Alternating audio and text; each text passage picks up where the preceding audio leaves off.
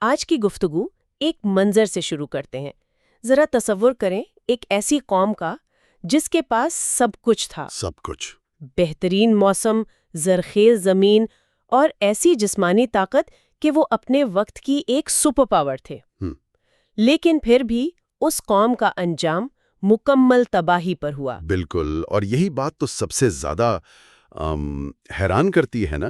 ایک طرف یہ سب کچھ اور دوسری طرف ایک پیغمبر حضرت نوح علیہ السلام جو 950 سال 950 سال جی، یعنی تقریباً 1000 سال ایک ہی بات سمجھاتے رہے کہ ایک اللہ کی عبادت کرو، اور جواب میں کیا ملا؟ مذاق، نفرت اور انکار۔ بالکل۔ تو آج ہم اسی کہانی کی گہرائی میں جائیں گے۔ ہمارے سامعین نے جو ماخذ ہمارے ساتھ شیئر کیا ہے اس کی بنیاد پر یہ سمجھنے کی کوشش کریں گے کہ آخر یہ ہوا کیسے، ایک سپر پاور قوم عروج سے اس طرح زوال کا شکار کیسے ہوئی۔ اور اس کے لیے تھوڑا سا تاریخی پس منظر ضروری ہے۔ ماخذ کے مطابق یہ قوم حضرت آدم علیہ السلام کے کچھ نسلوں بعد کی ہے۔ بابل یعنی آج کا جو عراق کا علاقہ ہے وہاں آباد تھی۔ جسمانی طاقت اور خوشحالی کا ذکر ہے، وہ کوئی معمولی بات نہیں تھی، یہی ان کی شناخت تھی، اور اصل میں یہی ان کے تکبر کی وجہ بھی بنی۔ تو یہاں پہلا اور سب سے بڑا سوال تو یہی اٹھتا ہے کہ آخر اتنی کامیاب قوم جی، غلط راستے پر چر کیسے پڑی؟ ماخذ کہتا ہے کہ یہ اچانک نہیں ہوا۔ نہیں، بالکل نہیں۔ یہ ایک بہت ہی، آپ کہہ سکتے ہیں کہ ایک سلو پروسیس تھا، اور اس کی شروعات آپ یقین نہیں کریں گی، ایک بہت ہی نیک نیت سے ہوئی۔ نیک نیت سے؟ وہ کیسے؟ دیکھیں، روایات بتاتی ہیں کہ ان کی قوم میں کچھ بہت نیک، بہت اللہ والے لوگ گزرے تھے۔ جب وہ وفات پا گئے تو لوگوں کو بہت دکھ ہوا۔ شیطان نے ان کے دل میں یہ بات ڈالی اچھا، کہ تم ان کی تصویریں بنا کر اپنی بیٹھکوں میں کیوں نہیں لگا لیتے؟ تاکہ ان کی یاد تازہ رہے۔ بالکل، اسے تمہیں ان کی یاد بھی آئے گی اور عبادت میں دل بھی لگے گا۔ تو یہ صرف ایک یادگار کے طور پر شروع ہوا، جیسے آج کل ہم اپنے بزرگوں کی تصویریں لگاتے ہیں؟ جی بالکل۔ شروعات میں نیت اچھی تھی، لیکن پھر نسلیں گزرتی گئیں، بچے پوچھتے کہ یہ کون ہے، تو انہیں بتایا جاتا کہ یہ ہمارے نیک بزرگ تھے، ان کی وجہ سے ہم پر اللہ کی رحمتیں آتی تھیں۔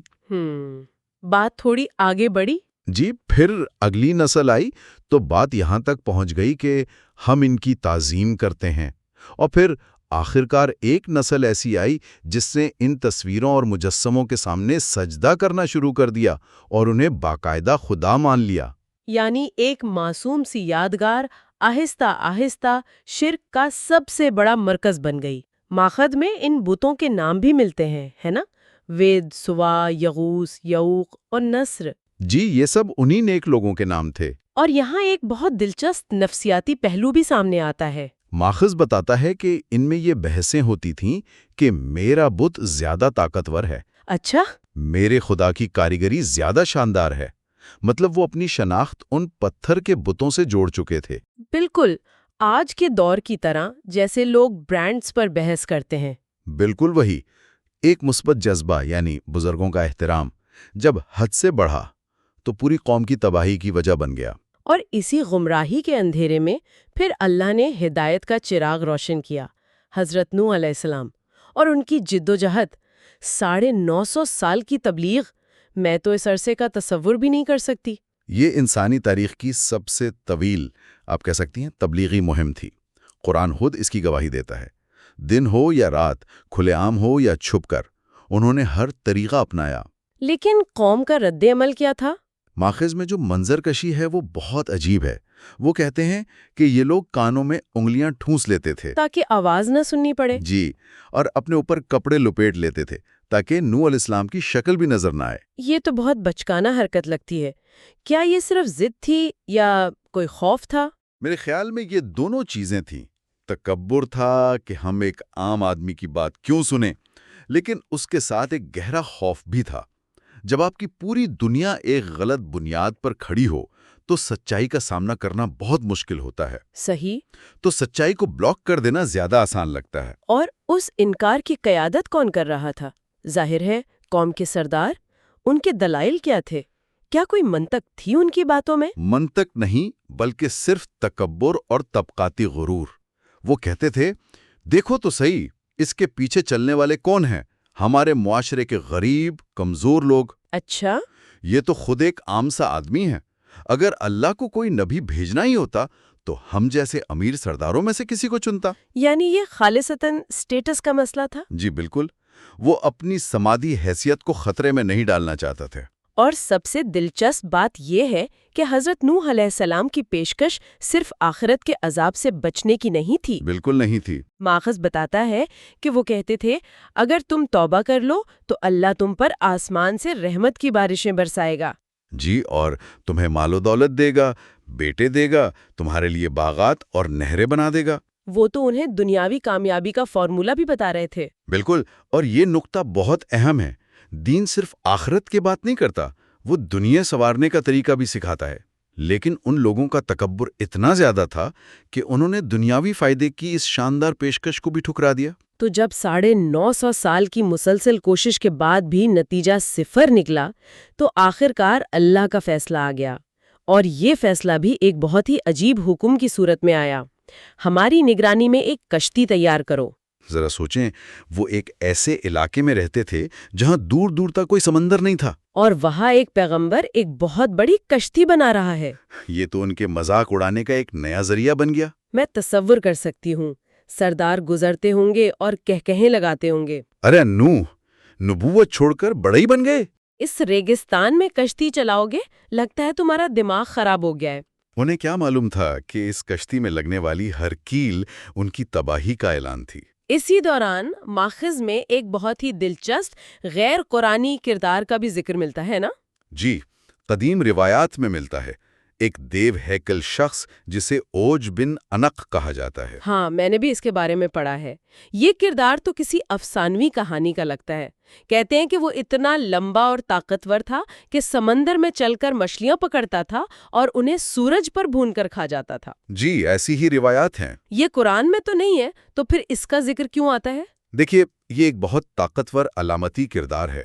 اوج بن انق دراصل اس قوم کے تکبر اور ان کی جسمانی طاقت پر غرور کی زندہ مثال ہے۔ اچھا، وہ ان کی مائٹ از رائٹ والی سوچ کی عملی تصویر ہے۔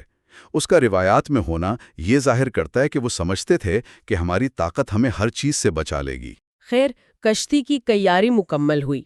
روایات کے مطابق یہ ایک 3 منزلہ جہاز تھا۔